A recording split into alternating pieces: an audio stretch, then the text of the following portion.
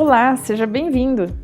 Este é o podcast do Caleidoscópio, um projeto que vai mudar a sua experiência com o estudo bíblico. A estrutura literária do livro, parte 1. Ao analisar o livro do Apocalipse, percebemos que ele é estruturado de uma forma muito intencional. Além da estrutura básica em que o livro é redigido, podemos perceber um arranjo próprio. Franz Rosenzweig, quando fala das escrituras sagradas, afirma: como algo é dito, não é periférico ao que é dito. Ou seja, a forma como o texto é escrito se relaciona profundamente com o conteúdo do que é escrito. Neste estudo, iremos apontar algumas sugestões de estrutura baseado no que estudiosos do livro atualmente observaram. A estrutura quiástica. A palavra quiasmo ou quiasma, do grego kiazo, deriva-se da letra grega ki. É uma figura de linguagem ou recurso literário muito comum e um dos principais usados nas escrituras hebraicas, em que o texto está disposto de forma cruzada, como a letra X, definido também como um paralelismo invertido. Geralmente, o foco de uma estrutura em forma de quiasma é a porção central do texto. Independente de onde o autor defina como parte central, ele tem um significado importante para o todo, como também a posição de ideias. Para facilitar o nosso estudo, vamos considerar as letras do alfabeto, A, B, C, D, E, etc., para simbolizar as partes onde o texto apresenta um paralelo, com uma ideia semelhante ou oposta. Portanto, em uma estrutura quiástica, podemos ler da seguinte forma: A, B, C, B', A'. Dessa forma, nós temos um elemento central, que é a letra C. Então, começamos com AB, o elemento central C, e terminamos com B' e A'.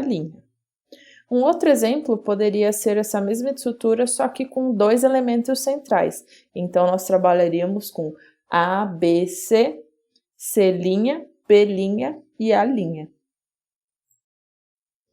Uma outra combinação poderia ser A, B, B' e A', sendo uma repetição como um espelho. Essa estrutura quiástica é usada tanto em narrativas quanto em poesia. Antes de analisarmos o texto do Apocalipse propriamente dito, vejamos dois exemplos interessantes. Narrativa. O ponto central em uma narrativa com estrutura quiástica geralmente marca uma reviravolta na trama, como podemos perceber em Gênesis 11, versículo 1 a 9.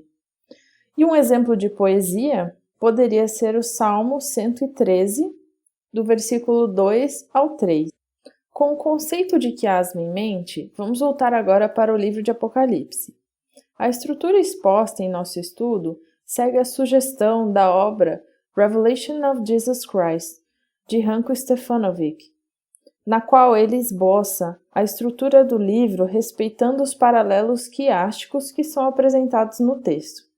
Então, de forma geral, seria assim a estrutura do Apocalipse, começando num prólogo, as promessas ao vencedor, a obra de Deus para a salvação da humanidade, a ira de Deus misturada à misericórdia, e o comissionamento de João para profetizar. E em seguida, o centro do livro, que é o grande conflito entre Cristo e Satanás.